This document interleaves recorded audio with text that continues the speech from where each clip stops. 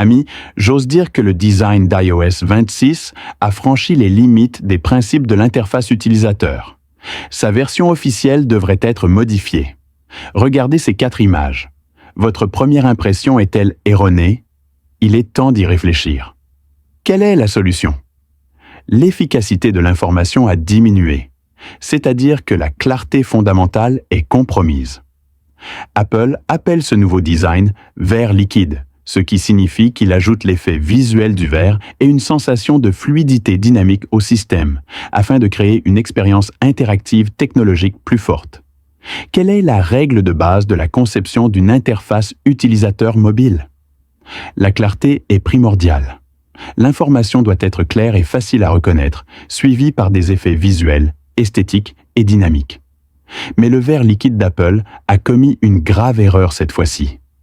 À la recherche d'un effet d'affichage saisissant, il a négligé la tâche fondamentale de transmettre une information efficace. Regardons les images, et plus particulièrement celle-ci. En zoomant, vous constaterez que la quantité d'informations elle-même n'est pas importante. Mais regardez ces boutons à bascule. Activer ou désactiver. Pour être honnête, j'ai du mal à les distinguer clairement au premier coup d'œil. Imaginez si l'arrière-plan était un peu plus complexe. Un bouton semi-transparent avec du texte ne se fondrait-il pas facilement dans le décor? Sans parler de l'expérience d'être dehors, sous le soleil, avec l'écran directement éclairé. J'ai un léger mal de tête rien que d'y penser.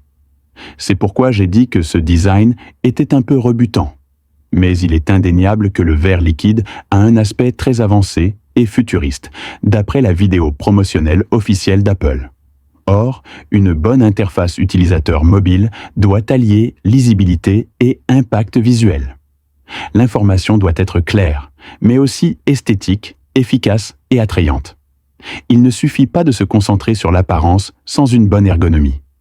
Il ne suffit pas de se concentrer sur une bonne ergonomie sans paraître laid. Ces 3 éléments sont indispensables. Un seul aspect ne peut pas créer une expérience utilisateur vraiment réussie.